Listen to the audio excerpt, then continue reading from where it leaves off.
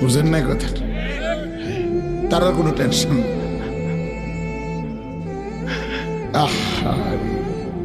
হায় হায় রে জিন্দিগি রে, এই এক আশ্চর্য। যেখানে যায় কথা, এই ডেকজি মাইজতে কথা কয়, ভাত রাঁধতে কথা কয়, তরকারি করতে কথা। কোরআনুল কারীমের মধ্যে আল্লাহ তাআলা বলছেন, আফা হাসিবতুম আন্নামা খালাকনাকুম আবাসান, আমার বান্দারা তোমরা কি এই ভেবেছো যে আমি আল্লাহ তোমাদেরকে অনর্থক বানিয়েছি? কিভাবে ভাবলাম? আমি আল্লাহ তাআলা এত বড় সৃষ্টি জগৎ দিয়ে তোমাকে লালন পালন করছি উদ্দেশ্যহীন, রং তামাশা খেল তামাশা। তুমি তোমার মন মতো চলবা, খাইবা, ঘুমাইবা, ফুর্তি করবা, এই জন্যই বানাইছি না আমি? এটা কোনো কথা হইল? এটা তো কোনো সামান্যতম যুক্তিতেও ধরে না। এবং আল্লাহ বলেন, ওয়া আন্নাকুম ইলাইনা লা তুরজাউন, তোমরা কি এই ভেবেছো যে তোমাদেরকে আমি আল্লাহর কাছে ফেরত আসতে হবে না? কি মনে করছো বাবা, তোমারে ছেড়ে দিছি আমি একদম, তুমি আমার বাঁধন থেকে মুক্ত? না না, আল্লাহ তাআলা বলেন, ইলা রব্বিকা মুনতাহাহা, তোমার রবের নিকটেই তোমার শেষ ঠিকানা, তোমার শেষ সমাপ্তি তোমার রবের কাছে। ইলা রব্বিকা ইয়াউমা ইদিনিল মুস্তাকার, আল্লাহ বলেন তোমার রব আল্লাহর নিকটেই তোমার প্রত্যাবর্তন স্থল।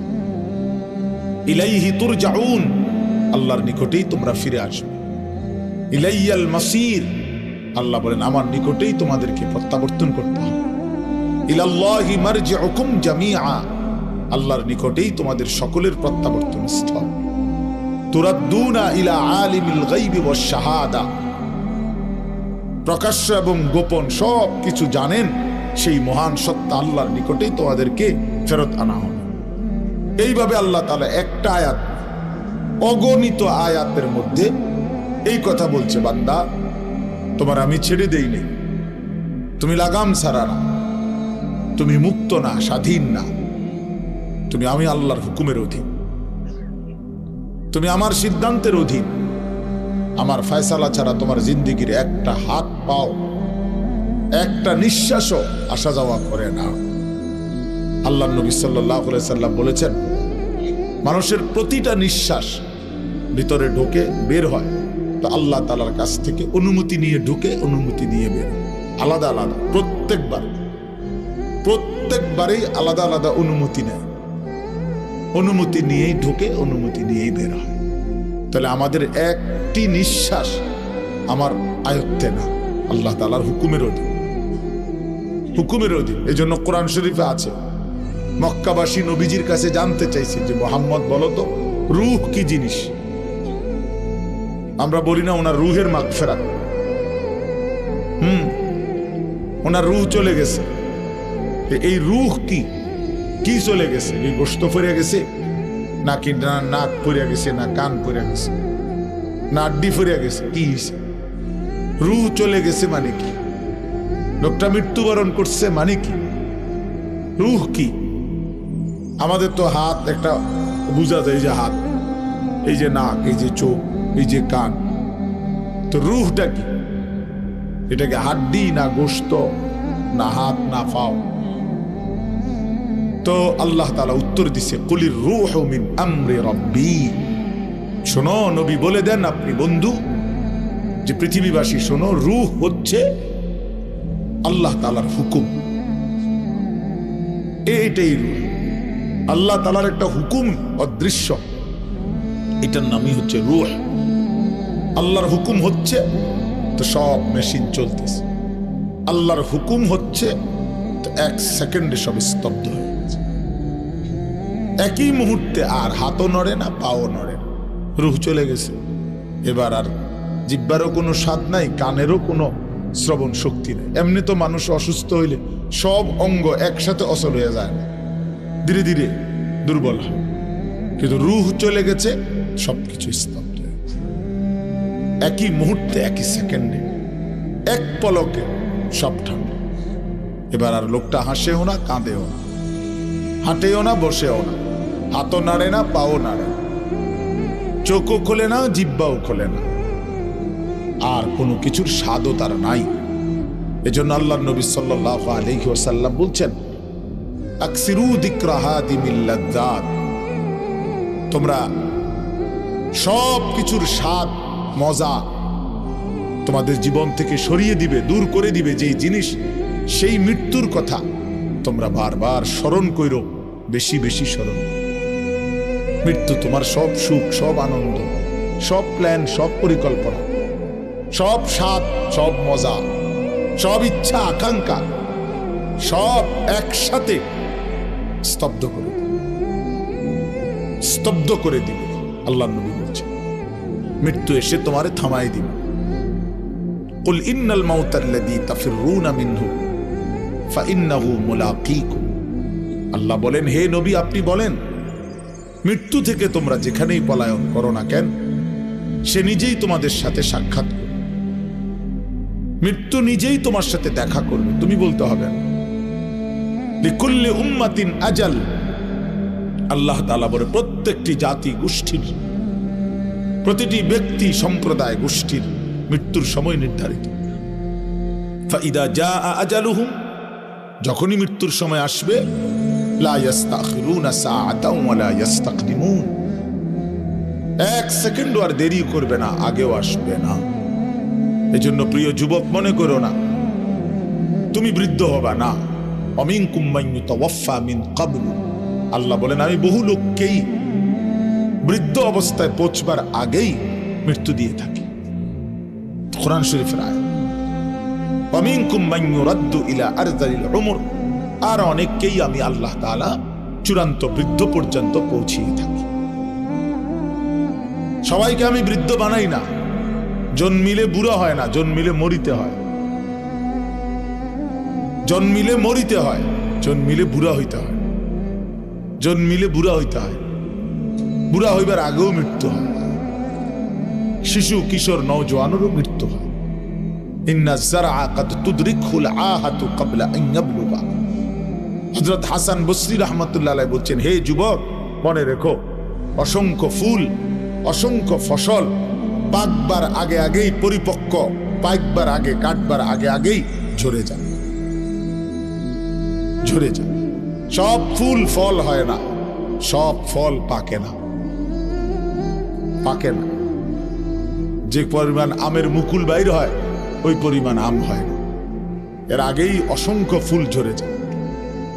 যতগুলো আম ছোট ছোট হয়, অতগুলো আম পাকা পর্যন্ত বড় হয় না, পাকে অল্প কয়টা, ঝরেই যায় বেশি, ঝরে যায় বেশি। এজন্য ইমাম আল্লামা ইবনুল জাওজি রাহমাতুল্লাহ আলাইহি একজন বড় বুজুর্গ ছিলেন, উনি বলছিলেন, হে যুবক তুমি তোমার মহল্লায়, তোমার পরিবারে, তোমার এলাকায় তুমি হিসাব করে দেখো তোমার বয়সী যুবক কয়জন আর এর সাথে আনুপাতিক হারে বৃদ্ধ কয়জন। দেখবা যুবকই বেশি, বৃদ্ধ কম, অথচ আনুপাতিক হারে কাছাকাছি থাকার কথা।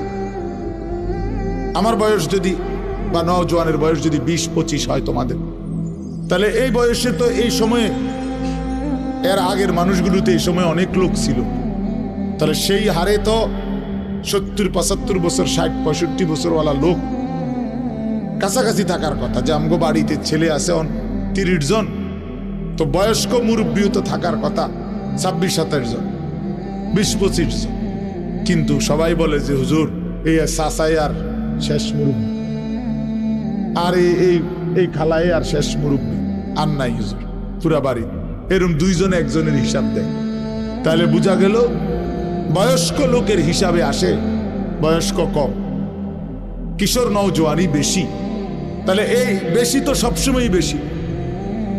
আজকে 3 বছর আইয়া ফুলাফাইন বাইরে গেছে, এর আগে সব বুড়াই আছিল, এমন কথা বোঝেন নাই? কথা এটা তো একটা আনুপাতিক হার, সবসময় একটা ধারাবাহিকতা আছে।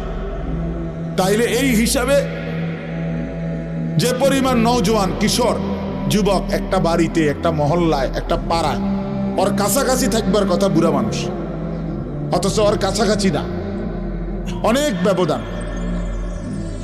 জওয়ান যদি থাকে 30 জন, বুড়া নাই 3 জন। কেন? তার মানে অধিকাংশ যুবকই বৃদ্ধ হওয়ার আগে আগেই কবরে চলেছে।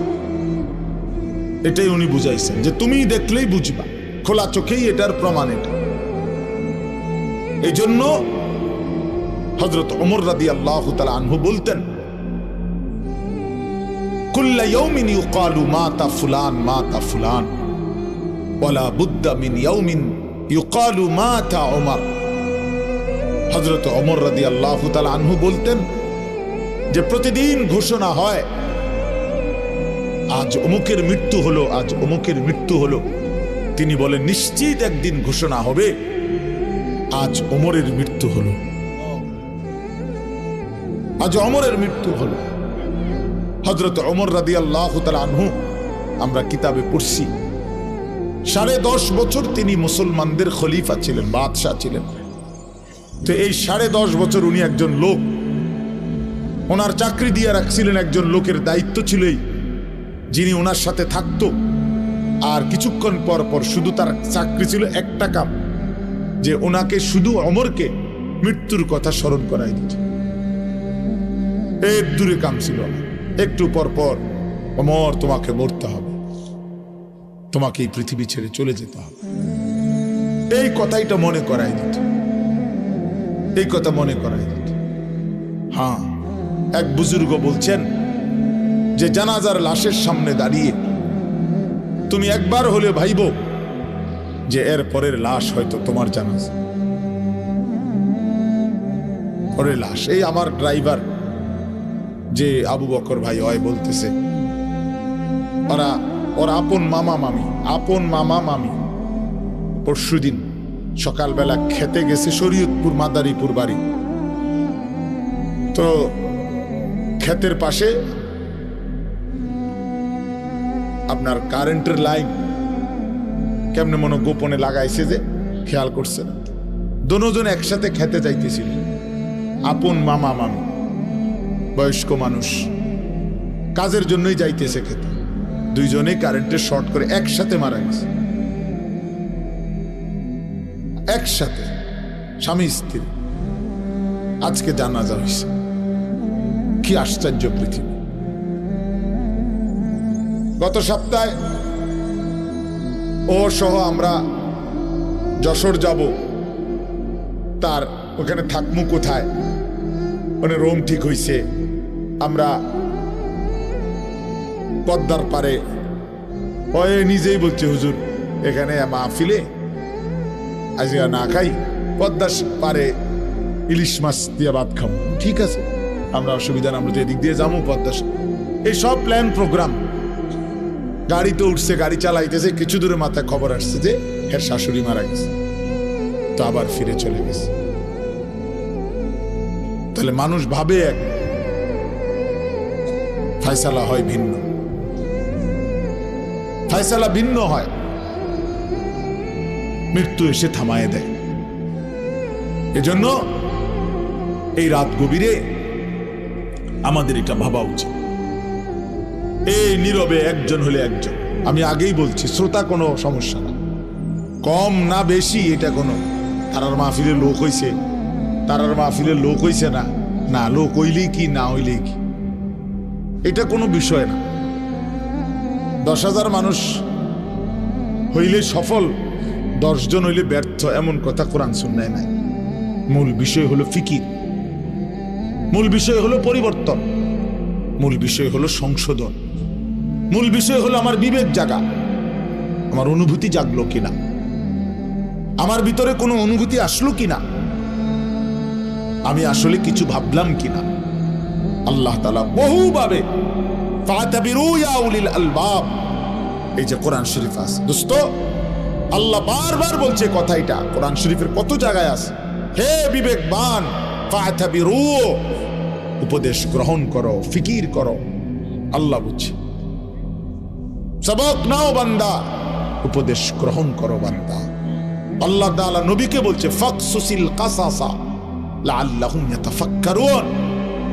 আল্লাহ বলছে বন্ধু, অবিশ্বাসী, নাফরমান, পাপী পেছনের যেই মানুষগুলোকে আমি আল্লাহ শাস্তি দিয়েছি, আযাব দিয়েছি, ফেরাউনকে, নমরুদকে, শাদ্দাদকে, কারুনকে, নূহ নবীর, লূত আলাইহিস সালামের, হুদ আলাইহিস সালামের জাতিকে, এরকম কত জাতি আমি আল্লাহ ধ্বংস করে দিছি, কত ব্যক্তিকে আমি আল্লাহ ধ্বংস করে দিছি।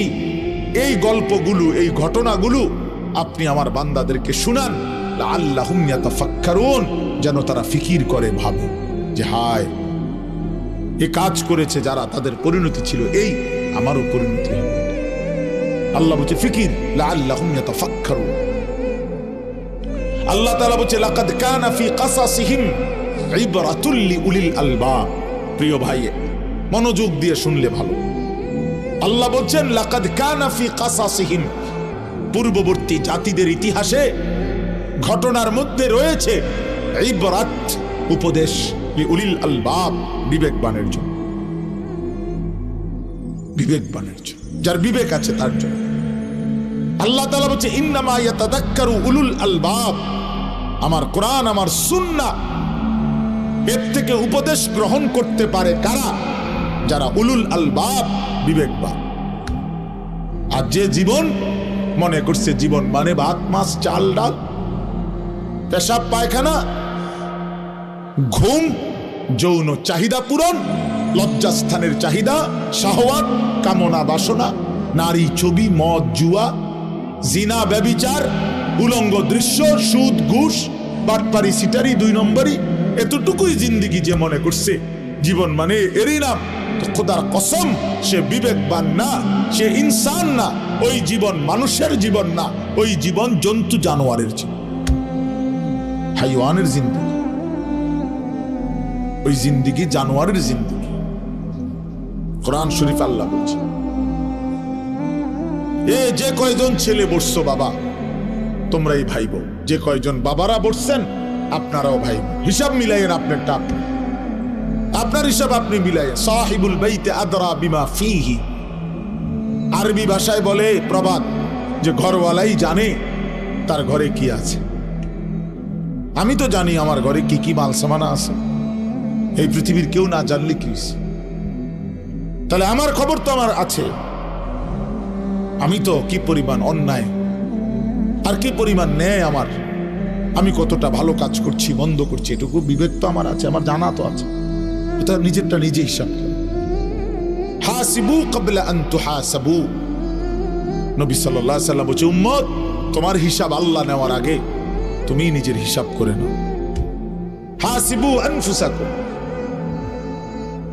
গতকালকে আমরা 14 গ্রাম যাচ্ছিলাম, আমাদের আগে গাড়ি বিশাল জ্যাম। কি হইল? বলল যে হুজুর একটা ছেলে ট্রাকের সাথে সাইকেল চালাইয়া যাইতেছে, বাড়ি ঘেসে, একটা বাড়ির সাথে সাথে 2টা পাও একের ভাঙ্গা, দুটোটা পাও শেষ, রক্তে ভাইসা গেছে খালাস। এই জিন্দেগি, এই হাসি খুশির জিন্দেগি ক্ষণিকের মধ্যে স্তব্ধ।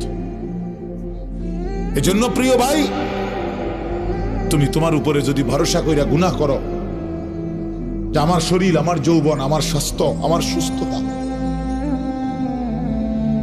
তাইলে ভুল করো, ভুল।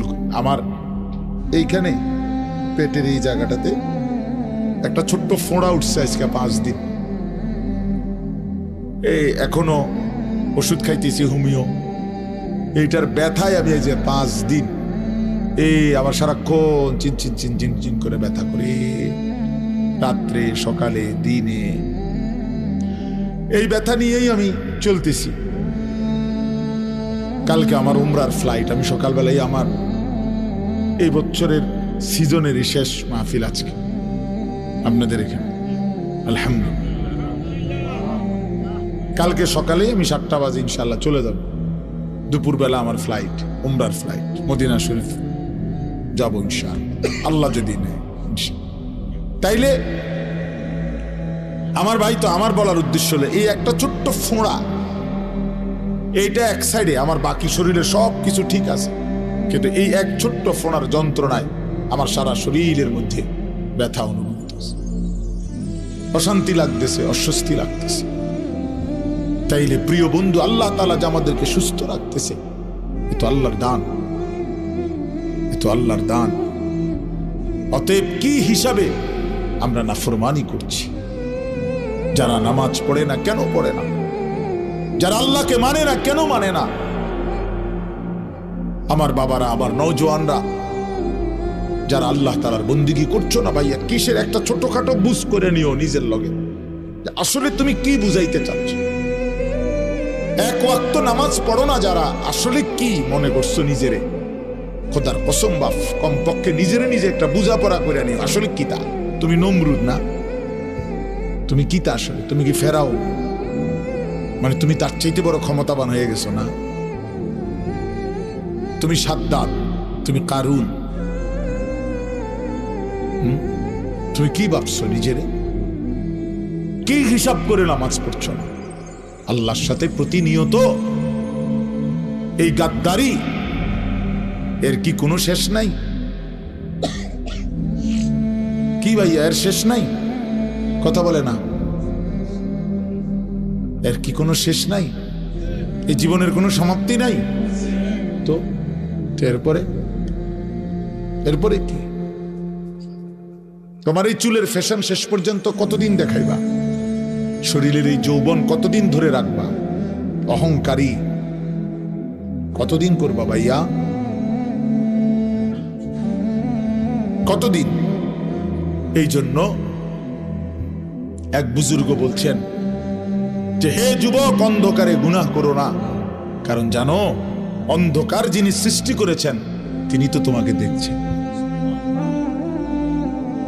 হুয়াল্লাযী খালাকায যালামা ইয়ারানি, তিনি বলেন মনে রেখো যিনি অন্ধকারকে সৃষ্টি করেছেন তিনি তো আমাকে দেখছেন।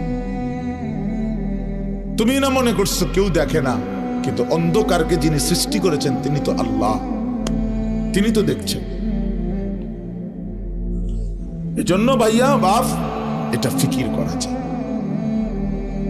আমরা একটা ফিকিরে বয়ান করি, কম কিংবা বেশি এগুলা নিয়ে কোনো টেনশন নেই। ফিকির আছে যে পরিবর্তন চাই। ইন উরিদু ইল্লাল ইসলাহা মাস্তাতাতু, সাধ্যের সবটুকু দিয়ে আল্লাহর বান্দাদের পরিবর্তন, ইসলাহ, সংশোধন। এজন্য আজকে আমি অনুরোধ করলাম, আমরা দিল থেকে দোয়া করব, আল্লাহ যদি নেয়, আল্লাহ যদি হায়াতে বাঁচায়, হয়তো মালিক যদি তৌফিক দেয়, তা আগামীকাল আমি মদিনা শরীফ থাকবো ইনশাআল্লাহ। আল্লাহ নিল, হ্যাঁ, এই জিন্দেগির বহুতই বড় আল্লাহ তাআলার ফজল ও করম, যাকে আল্লাহ তৌফিক দেন।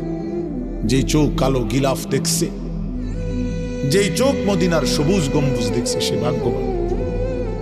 कहां ये मेरी किस्मत के तवाफ तेरे घर का, मैं जागता हूं या रब या ख्वाब देखता हूं। এক বুজুর্গ বলছেন যে আল্লাহর ঘরের সামনে, কাবা ঘরের সামনে দাঁড়িয়ে উনি বলছিলেন, হায় মাওলা, কি অসাধারণ কিসমত আমার, আমি আপনার ঘরের সামনে দাঁড়িয়ে। এরপরে বলতেছিলেন যে হায় মাওলা, আমি বুঝতেছি না আমি কি স্বপ্ন দেখতেছি নাকি জেগে আছি। মাই জাগতা হো ইয়া রব ইয়া খ্বাব দেখতা হো, আমি কি জেগে আছি রব নাকি স্বপ্ন দেখছি। এজন্য ভাইয়া, জিন্দেগির সবচেয়ে বড় মজাদার বিষয় হলো আল্লাহর গোলামি করা। আল্লাহকে ডাকার মধ্যেই তৃপ্তি। মানুষ সুখ চায়, মানুষ আনন্দ চায়, মানুষ তৃপ্তি চায়, মানুষ স্বস্তি চায়। খোদার কসম, আল্লাহকে ডাকার মধ্যে, নামাজের সেজদার মধ্যে, রোজার মধ্যে, গুনাহ ছেড়ে দেওয়ার মধ্যে তৃপ্তি আছে, সুখ আছে, আনন্দ আছে, স্বস্তি আছে। নাফরমানির মধ্যে সুখ। কোন চোর ডাকাত, কোন সুদখোর, ঘুষখোর, কোন মদখোর, নেশাখোর সুখে নাই। হয় পুলিশ দৌড়ায়, নইলে মানুষে দৌড়ায়, নয়তো মানুষে লানত দেয়, অভিশাপ দেয়, তার উপরে খোদার গজব পড়ুক, তার উপরে আল্লাহর লানত পড়ুক। তে সমাজটা জ্বালাইয়া খাইতে আছে, মানুষের কষ্ট দিতেছে, মানুষের স্ত্রী কন্যা তার দ্বারা নিরাপত্তাহীনতায় ভুগতেছে। এই হারামখোর, নেশাখোর সমাজটা নষ্ট করে দিতেছে। এই সুদখোর, হারামখোর মানুষের টাকা রাক্ষসের মতো চুষে খাইতেছে। এরকম কোন লানত ছাড়া, অভিশাপ ছাড়া আর কিছুই জোটে না, আর কিছুই জোটে, আর কিছু জোটে না। এই জন্য আমরা ফিকির করা উচিত। ইয়া আইয়ুহাল্লাযীনা আমানুত্তাকুল্লাহ ওয়ালতানজুর নাফসুম মা কদ্দামাত লিগাদ ওয়াত্তাকুল্লাহ ইন্নাল্লাহা খাবীরুম বিমা তা'মালুন। রব্বুল আলামিন বলেন, হে ঈমানদার মুমিন, আল্লাহকেই ভয় করো। তুমি না মুমিন, তুমি তো কালেমাওয়ালা বান্দা, তুমি হিন্দু না, বৌদ্ধ না, তুমি তো বান্দা ইহুদি না, খ্রিস্টান না, কাফের না, মুশরিক না, তুমি তো মুসলমান। তুমি কেন আমাকে ভয় করবা না? আমি যদি বলি আমার সন্তানকে যে বাপ তুই তো আমার ছেলে, বাপ তুই কেমনে আমারে বাপ ডাকবি না? তুই সন্তান যদি আমারে বাপ না ডাকো বাপ, তাইলে আমার জীবনের আর পাইলাম কি? আমার জীবনের আর দেখলাম কি? এজন্য রব্বুল আলামিন বলেন, বান্দা তুমি তো স্বীকার করেছো লা ইলাহা ইল্লাল্লাহ মুহাম্মাদুর রাসূলুল্লাহ। তুমি তো বললা তুমি মুসলমান, তুমি তো বললা তুমি মুমিন, তুমি তো বললা তুমি ঈমানদার, তাইলে তুমি কেন সেজদা করবা না? আমি যদি ঈমানদার থেকে সেজদা না পাইলাম, তবে আমি আল্লাহ সেজদাটা পাবো কার কাছে? আমার মুমিন বান্দা যদি আমি আল্লাহকে ভয় না করে, আমার গোলামি না করে, তো বান্দা বলো না আমাকে ভয় কে করবে? কার জন্য আমি কোরআন নাজিল করলাম? কার জন্য আমি শ্রেষ্ঠ বন্ধুকে পাঠাইলাম? কোরআনুল কারীমে আল্লাহ বলেন, লাকাদ মান্নাল্লাহু আলাল মুমিনিনা ইয বাআসা ফীহিম রাসূলাম মিন আনফুসিহিম। আল্লাহ বলে, বান্দা শোনো না বান্দা, আসমান জমিন চন্দ্র সূর্য আলো বাতাস রোদ বৃষ্টি সাগর পানি ক্ষেত ফুল ফল ফসল খাদ্য খাবার স্ত্রী সন্তান দালান বিল্ডিং ঘর মাটি, এগুলো তো আমি সকলকেই দিয়েছি। ইমানদার কাফের মুশরিক বেঈমান নাস্তিক মুরতাদ সবাইকেই তো দিয়েছি। কিন্তু মুমিন আমি আলাদা স্পেশালি তোমাদেরকে মুমিন হিসাবে সবচেয়ে বড় নিয়ামত যেটা দিয়েছি সেটা হলো আমার কলিজার টুকরা রাসূল, আমার আখিরি বন্ধু নবী মুহাম্মদ তোমাদেরকে দিয়েছি। আল্লাহ বলে, মুমিন আমি বেঈমানকে বাড়ি দিয়ে দিলাম, ঘর দিয়ে দিলাম, দুনিয়া দিয়ে দিলাম, তোমারে রাসূল দিলাম, তোমারে বন্ধুকে দিলাম, নবীকে দিলাম। এজন্য বাপ এটা হিসাব মিলানো উচিত, কদর করা চাই, কদর করা। আল্লাহ তাআলা আমাদেরকে সবকিছুই শ্রেষ্ঠ দিয়েছেন, আল্লাহ নিজেই শ্রেষ্ঠ। আমাদের নবী মুহাম্মদ সাল্লাল্লাহু আলাইহি সাল্লাম তিনিই সর্বশ্রেষ্ঠ, এবং আমাদের কিতাব কোরআন এটাও সর্বশ্রেষ্ঠ, আমাদের ধর্ম ইসলাম এটাও সর্বশ্রেষ্ঠ।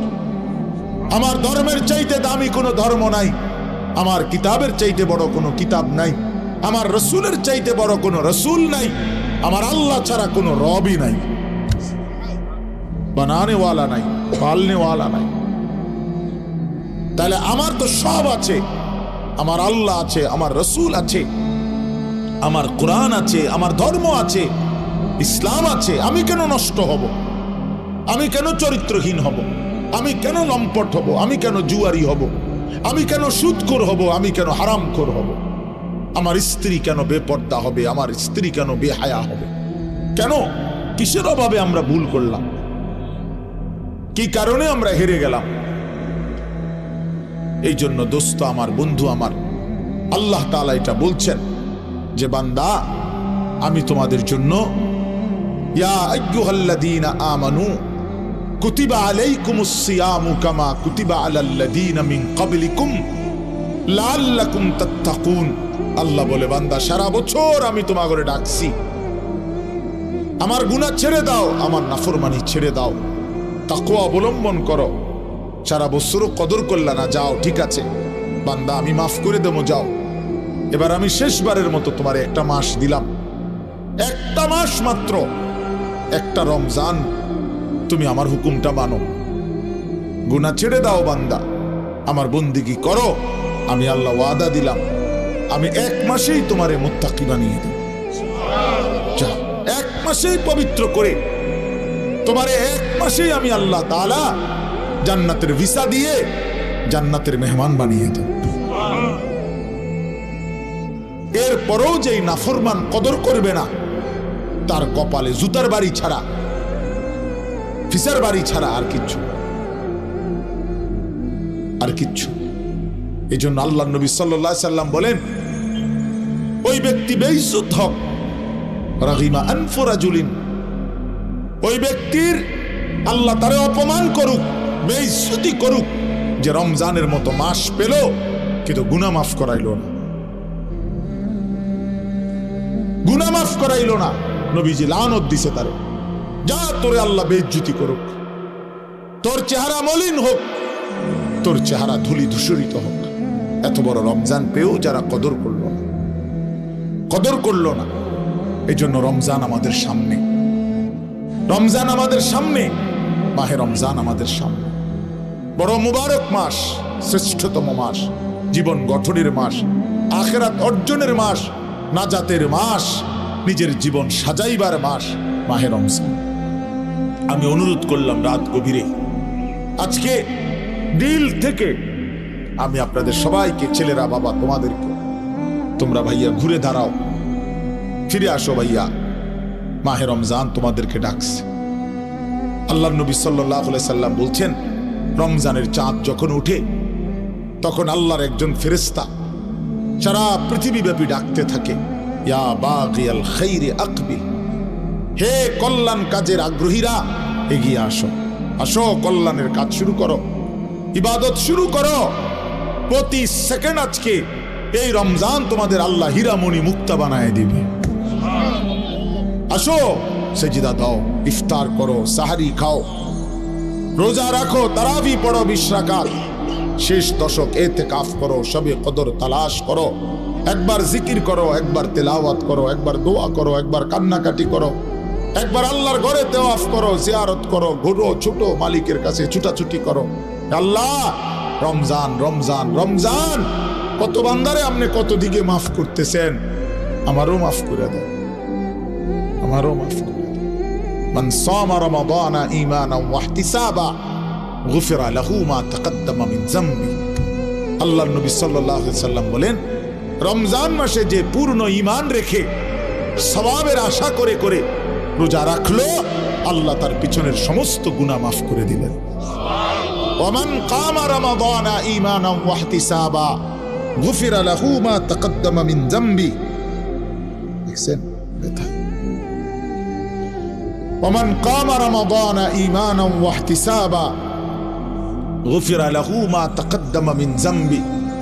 আল্লাহর নবী সাল্লাল্লাহু আলাইহি সাল্লাম বলেন, রমজান মাসে যে রাত্রিবেলা 20 রাকাত পূর্ণ তারাবি পড়লো, রাত্রি জাগরণ করলো, তাহাজ্জুদ পড়লো, তারাবি পড়লো, সেহরি খাইলো, দোয়া করলো, কান্নাকাটি করলো, রাত্রটা লম্বা ইবাদতে কাটাইয়া দিল, খোদার কসম আল্লাহর নবী বলেন আল্লাহ তার পিছনের সব গুনাহ মাফ করে দিল। তাহলে দিনে রোজা রাখলো, পিছনের সব গুনাহ মাফ। রাতে জেগে থেকে আল্লাহর ইবাদত, একবার তারাবি, একবার ঈশা, একবার সাহারি খাইলো, একবার তাহাজ্জুদ পড়লো, রাত্রি গভীর পর্যন্ত আল্লাহর কাছে দোয়া করতে থাকলো। আল্লাহ বলেন, পিছনে নবী বলেন, দিনেও পিছনের গুনাহ মাফ, রাতেও পিছনের গুনাহ মাফ। তার রইল কি? এই বান্দা জান্নাতি হবে না তো কে জান্নাতি? কে জান্নাতি? আল্লাহর নবী সাল্লাল্লাহু আলাইহি ওয়াসাল্লাম বলছেন, কুল্লু আমালি ইবনি আদম লাহু ইল্লা সিয়াম। প্রত্যেক আমল বান্দা করে থাকে নিজের জন্য, অর্থাৎ নিজের আখিরাত, নিজের নেকির আশায়, নিজের জান্নাতের আশায়, ইল্লা সিয়াম।